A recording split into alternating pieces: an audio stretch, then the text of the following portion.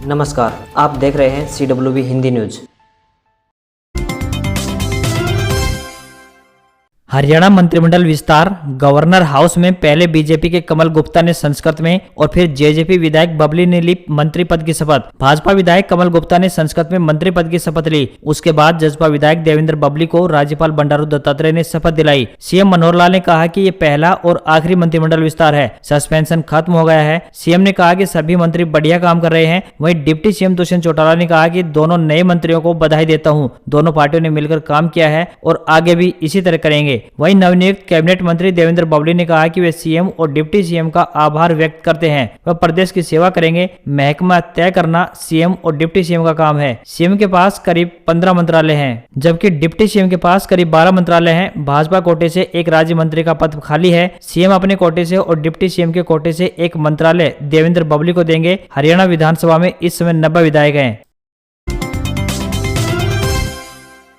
हरियाणा मंत्रिमंडल विस्तार से साधे जातीय समीकरण। बीजेपी जेजेपी सरकार के 14 मंत्रियों में सबसे ज्यादा 5 जाट मंत्री। गुप्ता को आरएसएस से जुड़े होने का लाभ। हरियाणा भारतीय जनता पार्टी और जननायक जनता पार्टी के गठबंधन वाली सरकार ने राज्य के जातीय समीकरणों को ध्यान में रखकर ही पहला मंत्रिमंडल विस्तार किया है। नए मंत्रियों में एक भाजपा तो वहीं दूसरा जसपा के कोटे से शामिल किया गया है। इसमें भाजपा ने आरएसएस की विचारधारा और जसपा ने जाट समाज के हितों को ध्यान में रखा है। हरियाणा में 90 विधानसभा सीटें हैं। भाजपा के पास 40, जसपा के पास 10, कांग्रेस के 31, एक इनेलो, एक हलोपा और बाकी 7 निर्दलीय विधायक हैं। दोनों नए मंत्रियों से 2 बड़ी जातियों को साधने का गठबंधन का प्रयास साफ दिख रहा है। वहीं देवेंद्र बबली जाट समाज से हैं, इसलिए जसपा ने अपने कोटे से जाट विधायक को मंत्री बनाया। वहीं कमल गुप्ता अग्रवाल समाज से हैं। मौजूदा सरकार में नए दोनों विधायकों के मंत्री बनने के बाद कुल 14 में से 2 पंजाबी, 5 जाट मंत्री, 2 दलित, एक वैश्य, एक ब्राह्मण, एक यादव, एक गुर्जर तो वहीं एक सिख मंत्री शामिल है।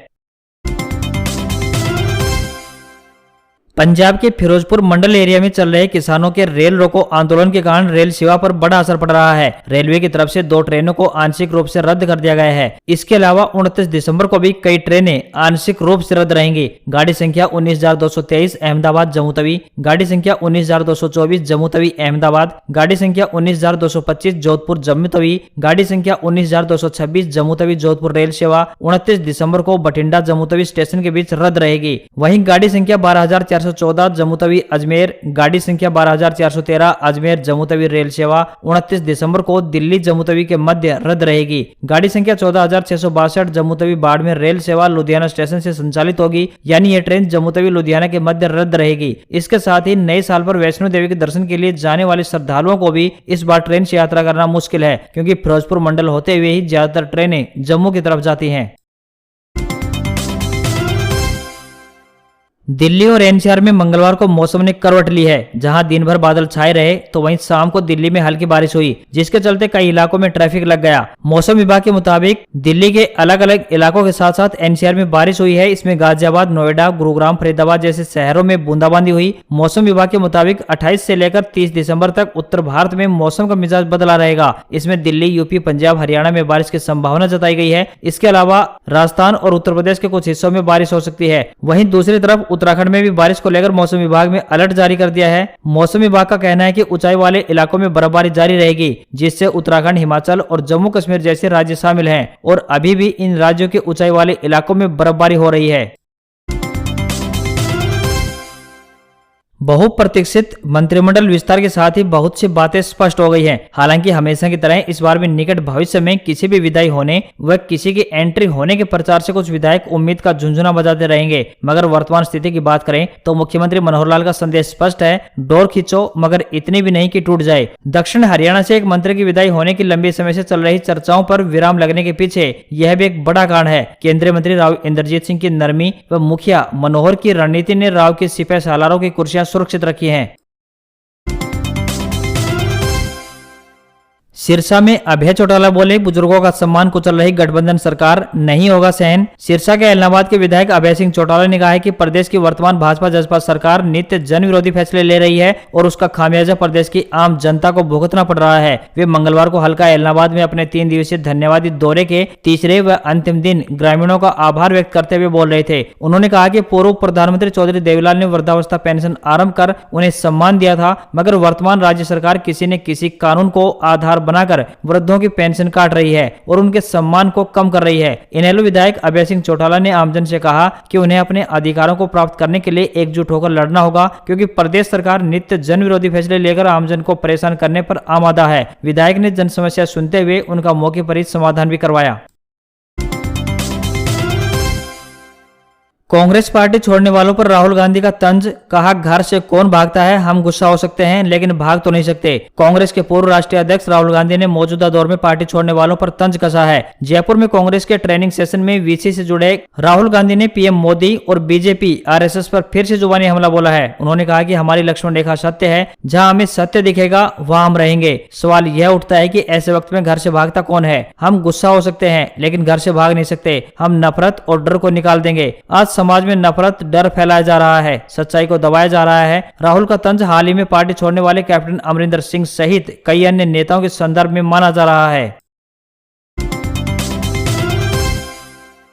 इतने ओले गिरे कि खेतों का रंग बदल गया। जैसलमेर जोधपुर में आधे घंटे तक बारिश, ओले, अब सर्दी बढ़ेगी, 3 दिन घने कोहरे की संभावना। जैसलमेर में मंगलवार को इतने ओले गिरे कि धोरों में बर्फ की चादर जम गई। ओले गिरने से खेतों में खड़ी फसलों को नुकसान हुआ है। जोधपुर में भी बारिश के साथ ओले गिरे। बारिश और ओले गिरने से तापमान में भी गिरावट आई है, जिससे सर्दी का असर बढ़ गया। इससे पहले जैसलमेर जोधपुर में सुबह से बादल छाए हुए थे और हल्की बूंदाबांदी हुई। इसके साथ ही 3 दिन राजस्थान के उत्तरी हिस्से में घना कोहरा छा सकता है। वहीं 1 जनवरी से राजस्थान में सर्दी का असर बढ़ सकता है, क्योंकि उत्तरी भारत के राज्यों से शीतलहर चलने की संभावना व्यक्त की जा रही है। जिले में मंगलवार को हुई ओलावृष्टि ने किसानों की चिंता बढ़ा दी है। ओलावृष्टि से खेतों में खड़ी जीरा, इसबगोल, रायडा, गेहूं व चने की फसल को नुकसान होने की आशंका है। किसानों का कहना है कि मावठ फसलों के लिए फायदेमंद है, लेकिन ओलावृष्टि ने सारी मेहनत को नष्ट कर दिया। राजस्थान में अन्य जिलों की बात करें तो उदयपुर, कोटा, जयपुर संभाग के कई जिलों में सुबह से बादल छाए रहे। कई जिलों में बीती रात से रुक रुक कर बारिश हुई है।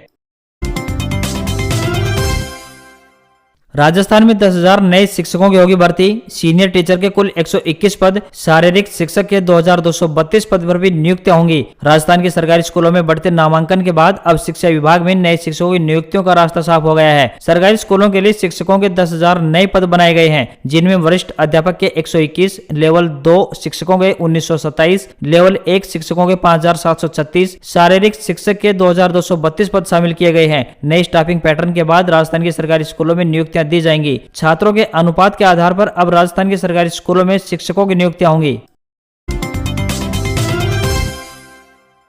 लुधियाना ब्लास्ट में बड़ी कामयाबी, जर्मनी से आतंकी मुल्तानी गिरफ्तार। आईएसआई के कहने पर ड्रग तस्करों संग रची साजिश, मुंबई, दिल्ली भी निशाने पर थे। लुधियाना ब्लास्ट के मामले में जर्मनी से सिख फॉर जस्टिस यानी एसएफजे के आतंकी जसविंदर सिंह मुल्तानी को गिरफ्तार कर लिया गया है। मुल्तानी को संघीय पुलिस ने मध्य जर्मनी के एयरफर्ट से पकड़ा है। लुधियाना बम धमाके की शुरुआती जांच में ही मुल्तानी का नाम सामने आ गया है। उसने पाकिस्तान खुफिया एजेंसी यानी आईएसआई और पाकिस्तान में बैठे गैंगस्टर हरविंदर सिंह रिंदा के जरिए लुधियाना बम धमाके की साजिश रची थी। मुल्तानी से पूछताछ के लिए भारतीय जांच एजेंसियां जल्द ही जर्मनी जा सकती हैं। लुधियाना धमाके के लिए पंजाब पुलिस के बर्खास्त हेड कांस्टेबल गगनदीप सिंह को जरिया बनाया गया। शुरुआती जांच में यह भी पता चला कि मुल्तानी दिल्ली और मुंबई में भी धमाके की साजिश रच रहा था। इसके बाद केंद्र सरकार की अपील पर उसे गिरफ्तार किया गया। मुल्तानी पर खालिस्तान समर्थक होने के साथ ही पाकिस्तान के जरिए पंजाब बॉर्डर से भारत में हथियार और नशा तस्करी करवाने के भी आरोप लगे हैं। कोरोना की तीसरी लहर पर एक्सपर्ट की चेतावनी, ओमिक्रॉन के कारण भारत में कोरोना तेजी से फैलेगा, लेकिन यह लहर ज्यादा दिन नहीं चलेगी। भारत में आने वाले दिनों में कोविड-19 के मामले तेजी से बढ़ सकते हैं, लेकिन राहत की बात यह होगी कि यह सिलसिला ज्यादा दिन तक नहीं चलेगा। ओमिक्रॉन वेरिएंट का असर भी यहां देखा जा सकता है। यह जानकारी कैम्ब्रिज यूनिवर्सिटी के प्रोफेसर पॉल कैटमैन ने दी है। उनकी टीम ने कोविड-19 इंडियन ट्रैकर तैयार किया है। पॉल ने कहा है कि अगले कुछ दिन या फिर कुछ हफ्तों में भारत में संक्रमण बढ़ेगा। हालांकि ये नहीं कहा जा सकता कि इन्फेक्शन रेट क्या होगा। कोविड-19 इंडिया ट्रैकर में भारत के 6 राज्यों को लेकर फिक्र जाहिर की गई है। स्टडी में दिन और हफ्तों के आधार पर अनुमान लगाया गया है। देश में अब तक कोरोना के 3.48 करोड़ केस सामने आ चुके हैं। 4,80,000 से ज्यादा लोगों की मौत हो चुकी है। यहाँ 653 लोगों को ओमिक्रॉन वेरिएंट के भी इन्फेक्टेड पाया जा चुका है। ओमिक्रॉन से खतरा इसलिए भी ज्यादा है क्योंकि यह बहुत तेजी से फैलता है। पिछले हफ्ते सरकार ने बूस्टर डोज की मंजूरी के साथ ही 15 से 18 साल के युवाओं की वैक्सीनेशन को भी हरी झंडी दे दी थी। भारत में अब तक 141 करोड़ कोविड वैक्सीन लगाई जा चुकी है। हरियाणा बोर्ड ने डीएलएड परीक्षा की तिथि बदली, संशोधित डेटशीट वेबसाइट पर अपलोड। हरियाणा विद्यालय शिक्षा बोर्ड द्वारा प्रवेश वर्ष 2019 व 2020 के डीएलएड प्रथम वर्ष एवं प्रवेश वर्ष 2019 के द्वितीय वर्ष यानी रीअपियर की परीक्षाओं का संचालन अब 5 जनवरी के स्थान पर 11 जनवरी 2022 से करवाया जाएगा, जिसका संशोधित तिथि पत्र यानी डेटशीट बोर्ड की आधिकारिक वेबसाइट यानी www.bseh.org.in पर अपलोड कर दिया गया है। हरियाणा में रसोई गैस सिलेंडर से मिलेगी निजात, सस्ता होगा रसोई खर्च। हरियाणा सरकार अब धीरे धीरे घरों से रसोई गैस सिलेंडर से निजात दिलाने वाली है। इसके लिए सीएम सिटी में कार्य शुरू हो गया है। सीएम सिटी करनाल में 30,000 घरों में रसोई गैस सिलेंडर को हटाकर पाइपलाइन बिछाने का काम चल रहा है। 500 करोड़ रुपए के प्रोजेक्ट के तहत शहर में पाइप्ड नेचुरल गैस यानी पीएनजी कनेक्शन दिए जा रहे हैं। इंद्रप्रस्थ गैस लिमिटेड की ओर से करनाल में सीएनजी तथा पीएनजी लाइन बिछाने के बाद नीलाखेड़ी, तरावड़ी, घरौंडा, असंध, इंद्री, निसिंग में सुविधा उपलब्ध करवाई जाएगी। कंपनी की ओर से कैथल में सीएनजी पहुंचाने की तैयारी भी की जा रही है। कंपनी के नुमाइंदे के अनुसार एलपीजी से पीएनजी गैस सुरक्षित है। हल्की होने के कारण यह हवा में तुरंत फैल जाती है, जिससे हादसा होने का खतरा भी कम रहता है। देश भर में चलेगा एक ही गाड़ी नंबर, सरकार ने लॉन्च की नई गाड़ियों का रजिस्ट्रेशन मार्क। जानिए इससे क्या हो सकता है फायदा। दूसरे राज्य में नौकरी की वजह से वाहनों के रजिस्ट्रेशन को लेकर होने वाला झंझट अब खत्म हो चुका है। भारत सरकार ने नए वाहनों के रजिस्ट्रेशन के लिए भारत सीरीज पेश की है। नई सीरीज के वाहनों का रजिस्ट्रेशन पूरे भारत में मान्य होगा और वो इस सीरीज के रजिस्ट्रेशन नंबर के आधार पर देश के किसी भी हिस्से में वाहन को बेरोक-टोक इस्तेमाल कर सकेंगे। केंद्र सरकार ने 15 सितंबर को नए वाहनों के लिए भारत सीरीज के लिए एक नया रजिस्ट्रेशन मार्क लॉन्च किया था। केंद्रीय मंत्री नितिन गडकरी ने राज्यसभा में एक प्रश्न के लिखित उत्तर में कहा कि जब कोई वाहन मालिक एक राज्य से दूसरे राज्य में शिफ्ट होता है तो भारत सीरीज मार्क वाली गाड़ी को नए रजिस्ट्रेशन मार्क की जरूरत नहीं होगी। बीएच सीरीज से भारत के राज्यों और केंद्र शासित प्रदेशों में प्राइवेट वाहनों की मुफ्त आवाजाही की सुविधा होगी। बीएच सीरीज मार्का वाले वाहनों पर टैक्स 2 साल के लिए लगाया जाएगा। 2 साल के बाद 4, 6, 8 साल के हिसाब से टैक्स लगाया जाएगा। 20 लाख से ऊपर के वाहनों पर 12% टैक्स लगाया जाएगा। 10 से 20 लाख रुपए की कीमत के वाहनों पर टैक्स की दर 10% होगी, तो वहीं 10 लाख रुपए से कम कीमत वाले वाहनों पर यह टैक्स 8% का है। डीजल वाहनों से 2% अतिरिक्त शुल्क लिया जाएगा, जबकि इलेक्ट्रिक वाहनों को 2% की टैक्स छूट मिलेगी। बता दें कि आप राज्य या केंद्र सरकार के कर्मचारी हैं तो आप सरकारी आईडी के साथ नए रजिस्ट्रेशन के लिए आवेदन कर सकते हैं। ग्राहकों को राहत, खाने के तेल की कीमतों में हुई भारी कटौती। अडानी रुचि सोया ने घटाया भाव। खाने के तेल की कीमतों में 10 से 15% की कटौती की गई है। जिन ब्रांड्स की कीमतें घटाई गई हैं उसमें फॉर्च्यून, महाकोश, सनरिच, रुचि गोल्ड और अन्य हैं। इससे पहले अक्टूबर में भी 4 से 5% कीमतें घटी थी। देश की बड़ी कंपनियां अडानी विल्मर, रुचि सोया और अन्य ने अधिकतम कीमतों में कटौती की है। इमामी ने हेल्दी एंड टेस्ट ब्रांड और जेमिनी ने फ्रीडम तथा सनफ्लावर की कीमतों में कमी की है। इसके अलावा छोटे मोटे ब्रांड्स ने भी अपने तेल की कीमतों में कटौती की है। इसमें सनी ब्रांड, गोकुल एग्रो और अन्य हैं। सभी ब्रांड में 10 से 15% की कटौती की है। इससे ग्राहकों को राहत मिलेगी। केंद्रीय खाद्य सचिव सुधांशु पांडे ने कुछ दिन पहले इस इंडस्ट्री की कंपनियों के साथ बैठक की थी। उन्होंने कहा था कि तेल की कीमतें काफी ज्यादा हैं और इसमें कमी होनी चाहिए, क्योंकि आयात ड्यूटी में कमी की गई है। इसके बाद इन कंपनियों ने यह फैसला लिया है।